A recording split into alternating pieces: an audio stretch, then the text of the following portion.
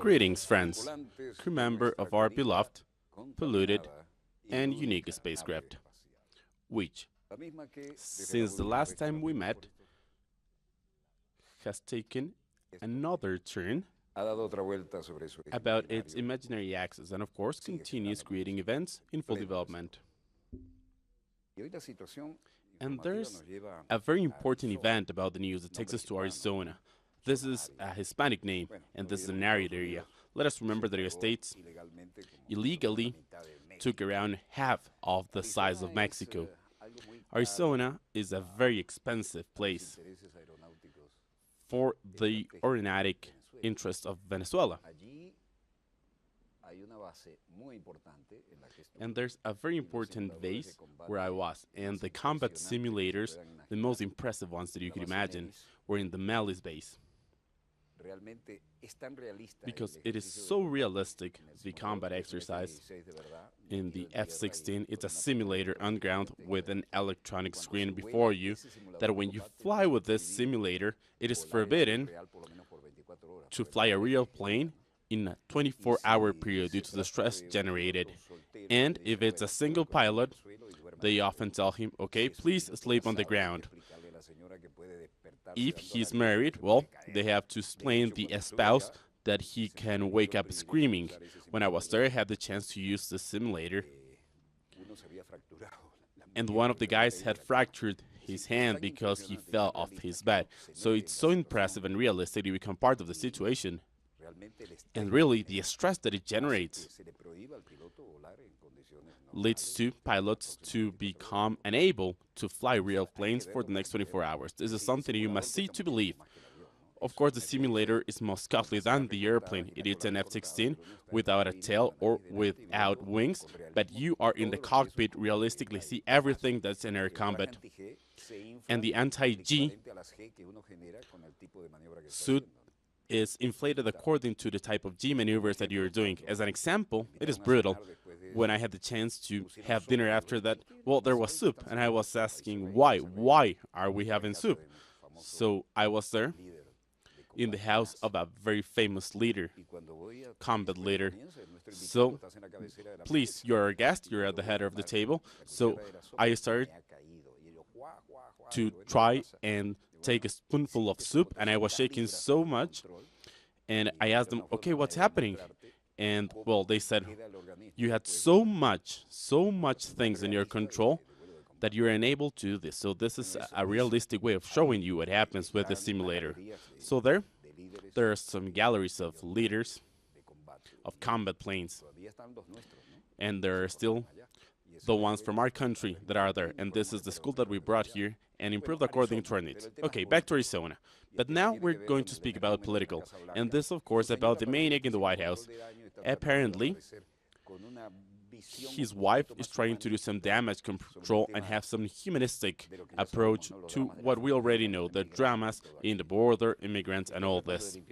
So they're trying to somehow cleanse his image, the image of the president.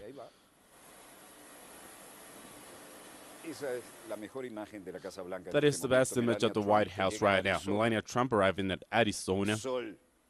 A lot of sun and a very dry weather throughout the year. That's why it's called Arizona. It's called Arid Zone. It's another area that's been stolen from Mexico. So Melania Trump, wife of the maniac Donald Trump, traveled to Arizona, and she did so in order to carry out some damage control about the immigrant issues. And in the meantime, in Portland, Oregon, protesters camped outside the migration office of Portland, Oregon, and here, well, they're wondering, where do we put so many people trying to cross the border?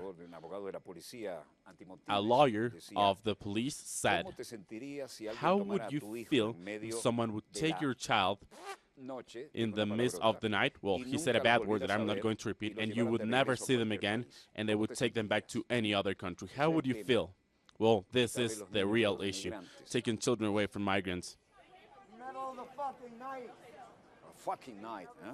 A fucking night. Take them back to whatever country.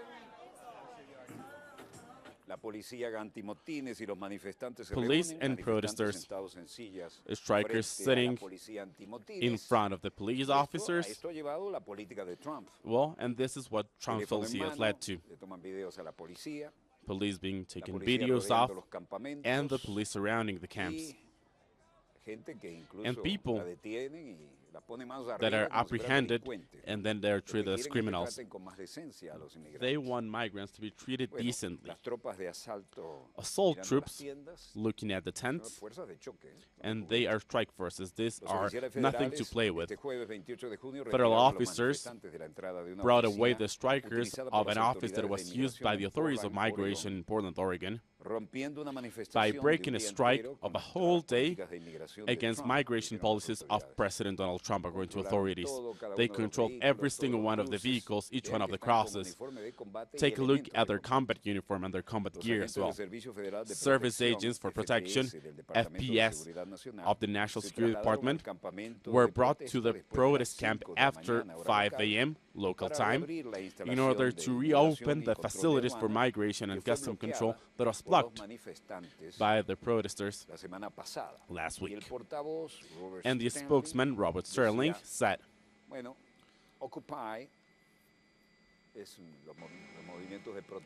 well, here are the protest movements, the occupation. This happened in Portland and also in other cities of the states. They're encouraged by the news of images of Central American children being separated from their parents, crying after crossing the southern border of the United States with the zero tolerance policy of the maniac of the White House, Donald Trump, of illegal immigration, according to the organizers. They request the abolition of this. In the meantime, the Chamber of the United States voted to apprehend the Department of Justice.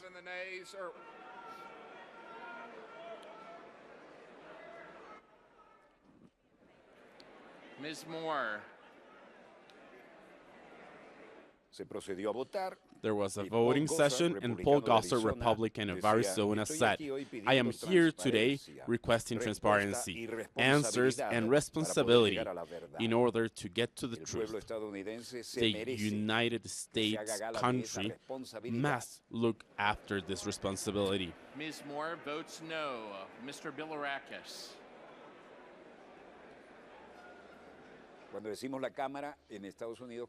This is the chamber, this is the lower chamber, and the Senate, well, they have a differentiation based on this. So there's a differentiation between the lower chamber and the higher chamber, which is the Senate. So this is a tense environment with a lot at stake for the honor and prestige of each one of the voters that put them there to represent them.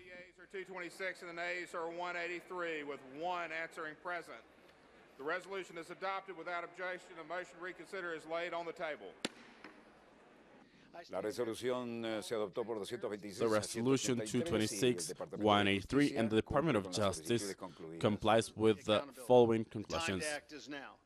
If the DOJ fails to comply, then we will be forced to take it to the next level. The whole Deputy Attorney General Rod Rosenstein. Paul Gosar, Republican of Arizona, says, I'm here requesting transparency and answers and responsibility to get to the truth. The American people need this responsibility.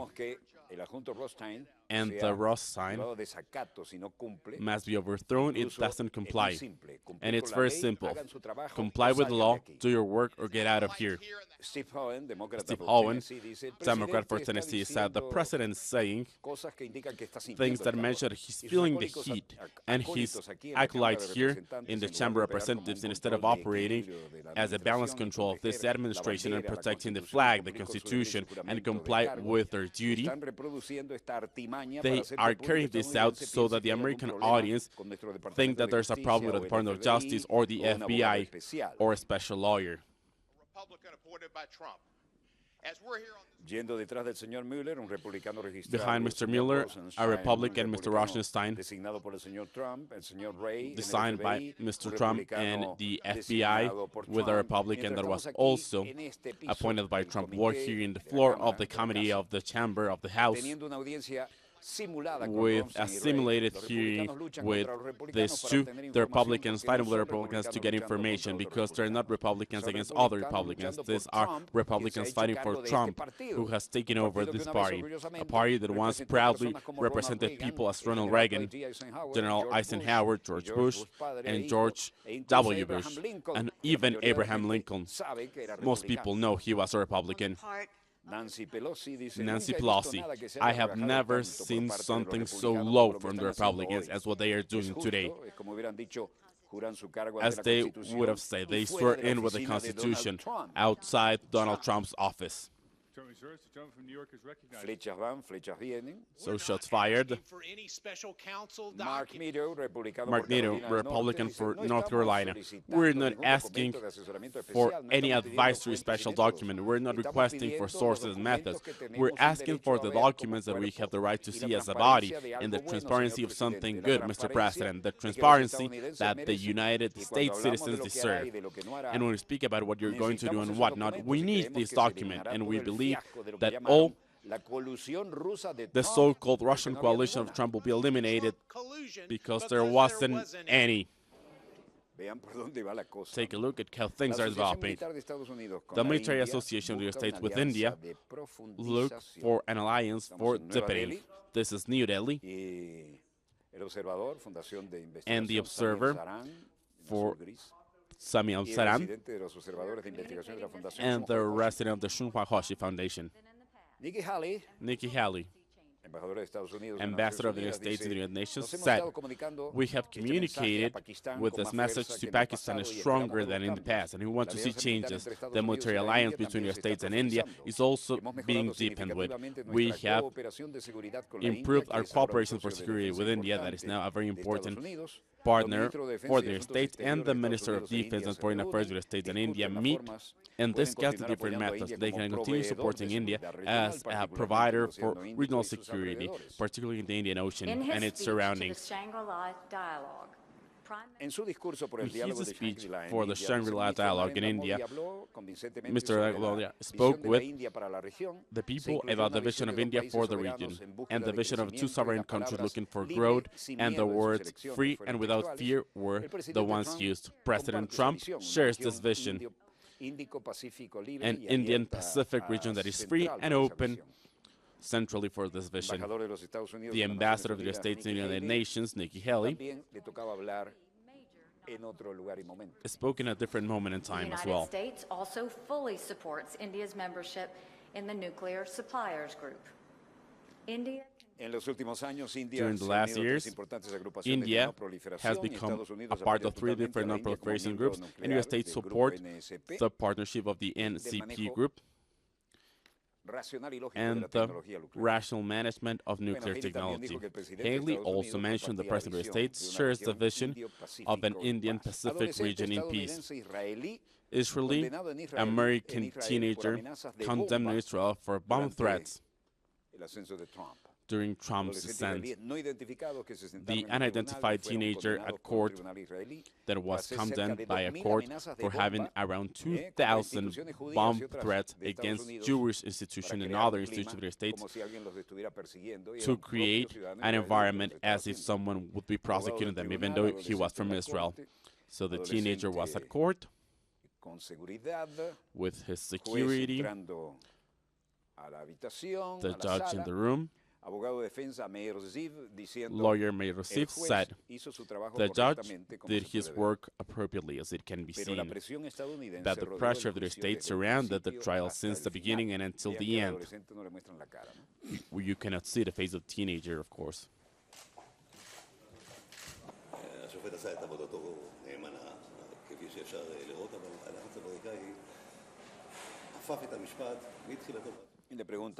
He was asked, "Are you going to appeal this decision?" Of course we will. People of the court and their closed doors, the court accepted our position and determined that the person is guilty of charges including extortion and threat, diffusion, as well as money laundering, as well as IT piracy, according to the lawyer. Syrian families can finally go back home. Not all of them, but some. The convoys that have been generated can be seen. Vehicles moving in the road. A young child with Syrian flags sitting on a car and showing his joy of coming back home.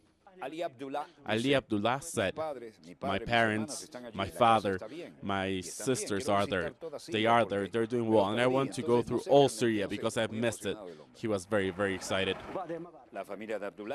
Abdullah's family getting out of the vehicle, meeting with their family members and hugging them. Fab Darwish coming back from Lebanon to Syria. We are telling our children about their grandparents throughout all the way until we got here, and we're very, very happy to be back to Syria. There is not a joy as big as this. See our family once again in Syria. Abdullah, that's his name, said it was very easy. We concluded very quickly. We expect the documents to take longer, but we hope that the return and legalization of all this would be easier.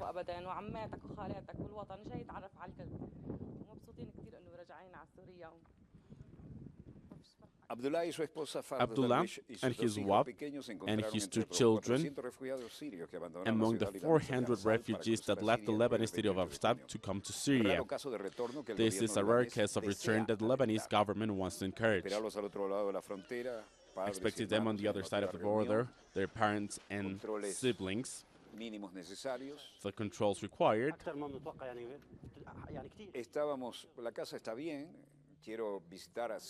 The house is doing fine. I want to visit Syria because I've missed it. I don't know what to say. We spoke about the grandparents of my son throughout all the road. We're very happy to be back in Syria, and there's no joy as great as this. The convoy has a very small number of the 1 million refugees of Syria that have been registered throughout Lebanon and the 50,000 public workers that live in Narsal. Many of them stated they were happy to go back to Syria even though their houses were in low conditions. Others had heard that their houses no longer existed. They had been destroyed. The Agency for Refugees of the United Nations stated that they did not participate in the organization of terrorist returns. However, their team in Syria had not been able to access the valleys where these people were headed.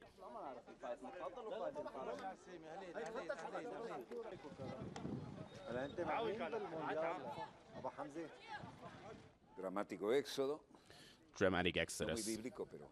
Not quite biblical, but still. This is the instability in the Middle East, and there are people who are interested in avoid solving this problem. They want to change the geopolitical map of the Middle East, and I will insist on this. I don't want to become original with this, but still. The French set Lafarge and their investigation for the payment of militia members in Syria, and cement being poured from a truck. Syrian negotiator criticizes the silence of the state over this offense.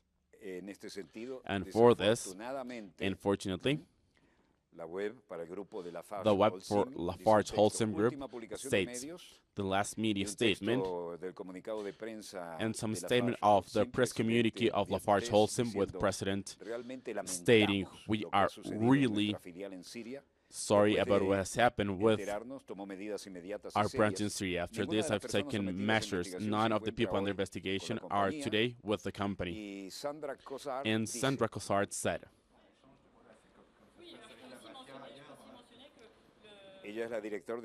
she's director of the NGO Sherpa for victims of economic crimes.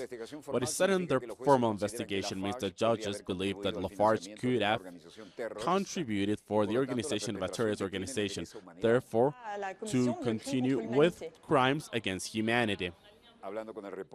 Speaking with the journalist, Sandra Cosart said Lafarge was the only company that stayed in the region.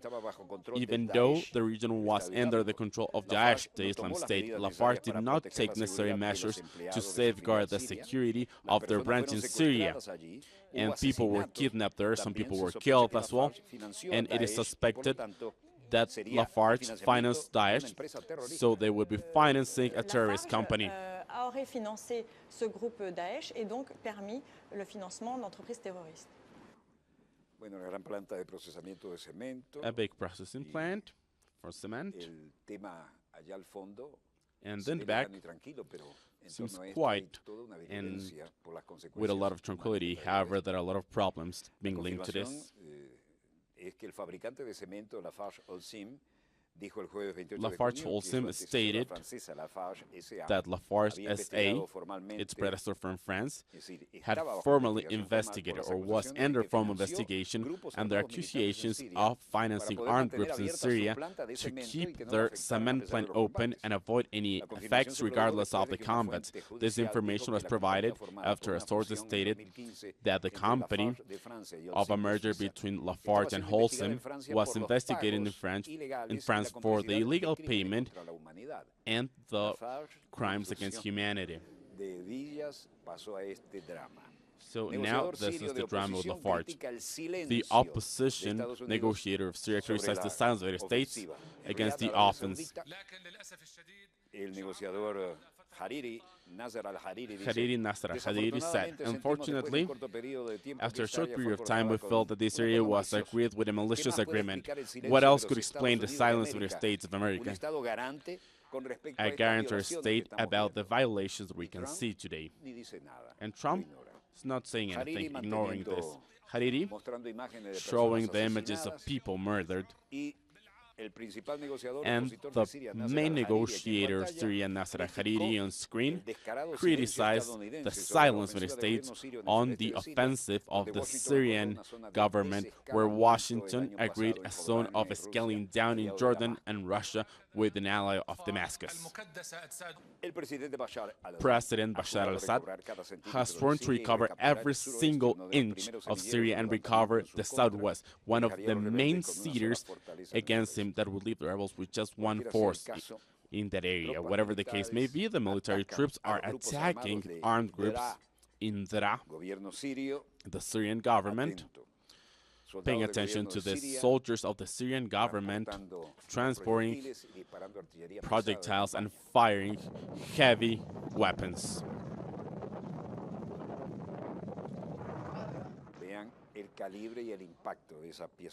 Take a look at the impact of this artillery. The Syrian army fired against armed groups in Daraa, answering to the missiles fired against civilians, according to the government. They show the use of rocket launcher as well as fumes coming from different buildings in the city. The State TV of Syria stated that the Air Force attacked the militias in Daraa province on Thursday, and that the government forces went to two valleys on the northwest. It also stated that 450 insurgents in the Laha area, where the state seized their equipment and they give in their weapons to solve their business with the government. The army of the president is facing a big problem here. United Nations urges Jordan, United States and Russia to stop the combat in the southeast of Syria. This is happening with the Special Advisor of the United States on Syria, Anel Hamanda, by stating, "My appeal, and this is also for the humanitarian forces, and in particular Russia, United States, and Jordan, is to do what they did July last year, to stop the fight. We cannot fight in and against the civilian communities as we saw. This must end. I hope that we learn something from Aleppo, from Raqqa, from Ghouta, where there was a war against civilians, even humanitarian workers and sanitary assistants as well." Where the war was fought on civilians, on humanitarians, on healthcare. Luego, Jan Egeland said, "The official numbers that we have, and it seems to be confirmed, is that around 50,000 people fled yesterday. However, local authorities state there are 70,000, and it seems believable because there are a lot of fights." To me, it seems credible because there are a lot of fighting. The Special Advisor of the United Nations in Syria, Jan Egeland, said, humanitarian actors have provided supplies in Dossier and Quneitra. However, the movement is very difficult and humanitarian operations are at a halt in too many areas. Paralyzed in too many areas. Then Jan Egeland said, the return of the displaced people must be informed from Lebanon. What they return to. People need to know what they return to. After that, they need to be volunteers. And when they leave, they need to return voluntarily. And after that, they require protection and assistance. I wonder if all these criteria are applied to these people who are debating whether to return to Syria or not. Criteria are applying to these people that there is now being debated to be returned to. The United Nations urged the United States, Russia, and Jordan to use their influence to submit the violence in Syria, where the Syrian army has an offense against insurgents. According to the Observatory of Human Rights, aerial attacks killed 46 people during the last 2 days in the Daraa province controlled by the rebels, while a total of 90 people have died since the assault began last week. This is the United Nations building in Europe. This is where these topics were debated. However, when international bureaucracy doesn't play an important role beyond their blah blah blah, they're unable to do anything more. I'm taking a look at 3 satellite monitors, and I have their images here. Apparently, there's nothing new or nothing that is not prepared for a second block. If not, we'll let you know immediately. Short break, and we will be right back with more events in full development. Stay where you are. We'll be right back.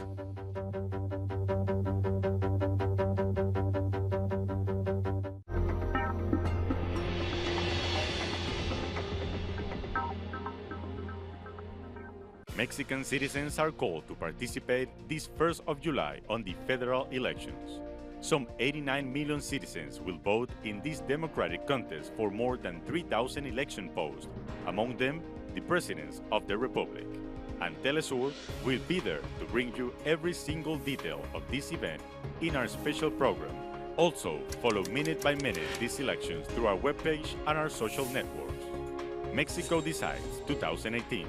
Only on Telesur, the news source of Latin America and the Caribbean.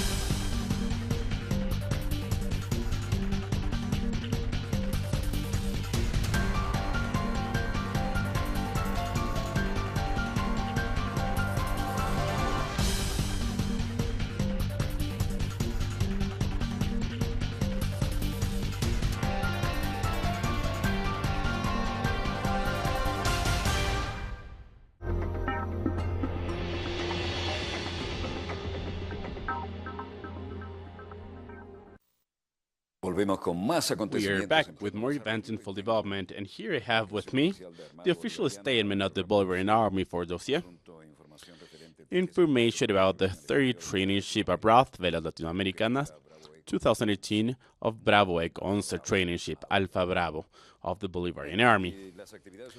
Operational activities of Bravo Ec 11 are Ambassador Without Borders in Velas Latinoamericanas 2018, after being hardboard since June 27 at 12:35 local time in position 03 latitude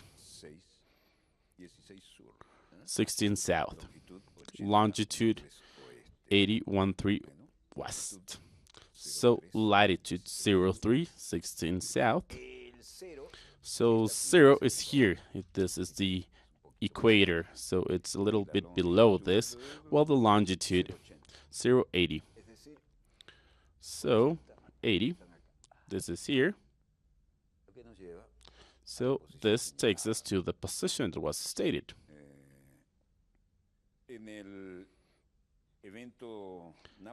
In the Navy event, pictures and welcoming to the port of Guayaquil, where it started sailing in the Guayas River and finally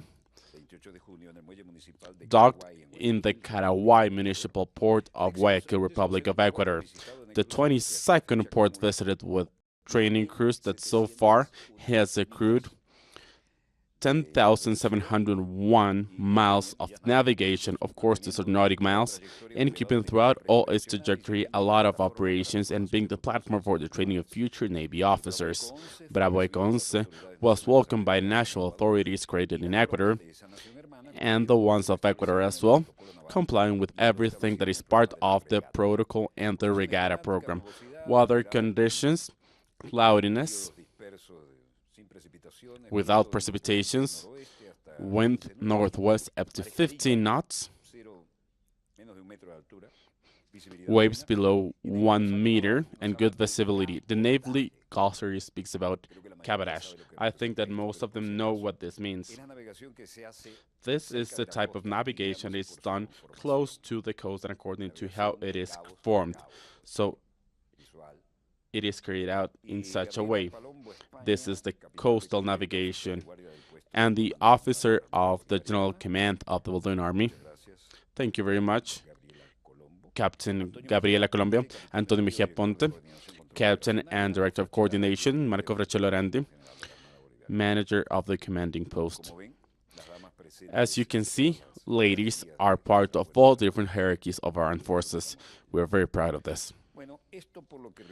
So this was about the official statement of our ambassador without borders, and here we have a tweet.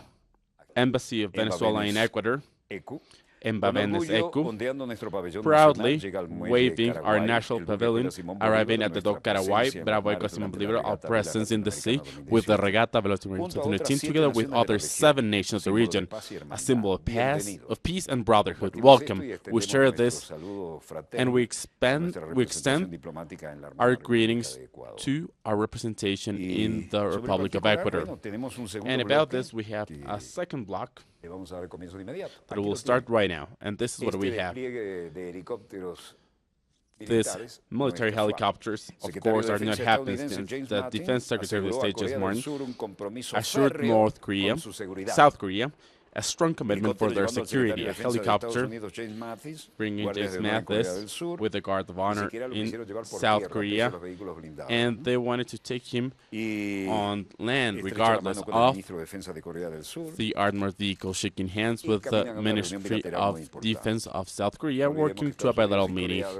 Let us remember that the states in South Korea shared the Korean War after World War II. The Defense Secretary of the United States, speaking and walking towards the building with his counterpart, and after that would state. This was written in this delicate manner, so it's all written down. Korea remains ironclad. The commitment of the States with the Republic of Korea is still unappealed. The States will continue using all the range of diplomatic and military capacity to keep this commitment, exactly what the host wanted to hear. This includes keeping the current levels of force in the States in the Korean Peninsula. The recent decision to suspend the exercise of Freedom Guardian creates a great opportunity for us diplomats to negotiate by increasing the perspectives for a peaceful solution in the Korean Peninsula. The Defense Ministry of South Korea, an institution